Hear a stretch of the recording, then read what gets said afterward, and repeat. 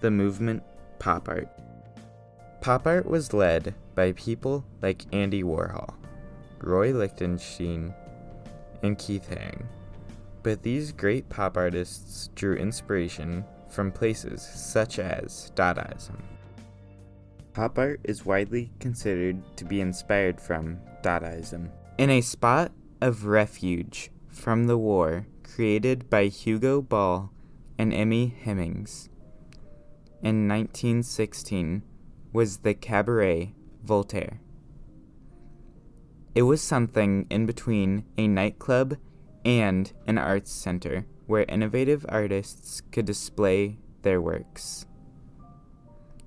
Among them was Hans Arp and others who originally contributed to the Cabaret Voltaire. In protest to the war, their performances became more and more experimental and chaotic, which led to Dada. In the early 1910s, the artist began to explore new art, or anti-art, depicted by Marcel Duchamp.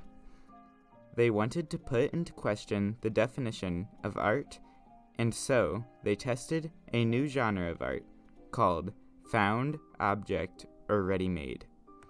This contained a lot of humorous and clever jokes, but that did not get in the way of the question that they were trying to ask about the role of art in the modern age. In 1915, its ideas had spread to New York, Paris, and beyond. Fountain, made by Duchamp, is an example of ready-made art.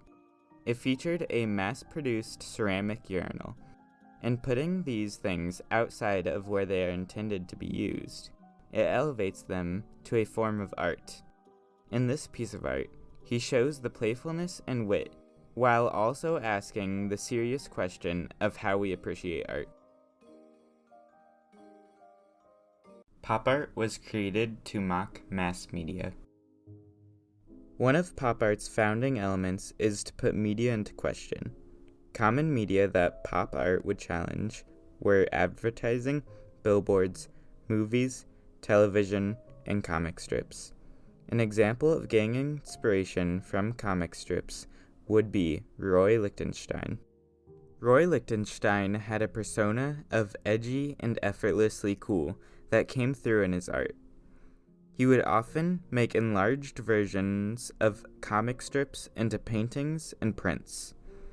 He often made good use of the telltale ink-saving Ben-Day dots used in comic book printing, and he would focus on print-like precision in his line work and shadows to imitate the comic book style.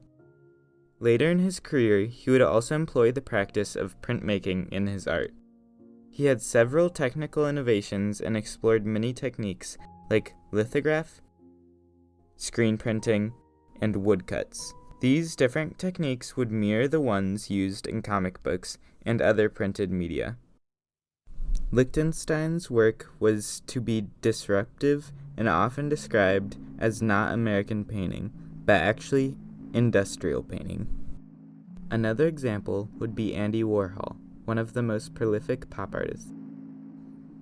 In many of his works, he would imitate popular advertisements. He would also create art to mock his own life, such as his Campbell soup can pieces. When asked why he painted the Campbell soup cans, Warhol replied, "I used to have the same lunch every day for 20 years. I guess the same thing over and over again." By having almost the same painting over and over, it puts into question how art is meant to be a medium of innovation and originality. Pop art wanted to break down the idea of high and low art.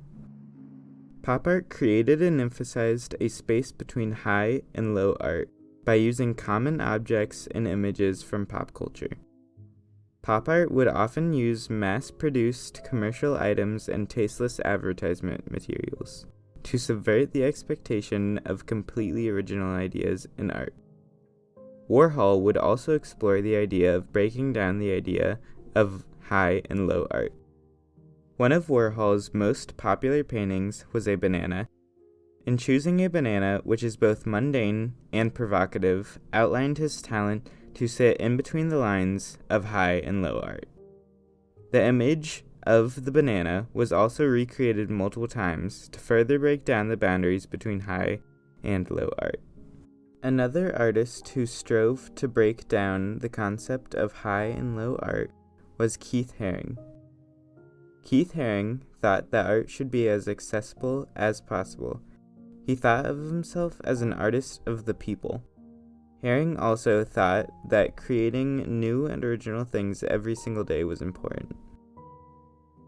Haring thought everyone being able to see his art was very important, and it being accessible to everyone, which he achieved via his street and graffiti art.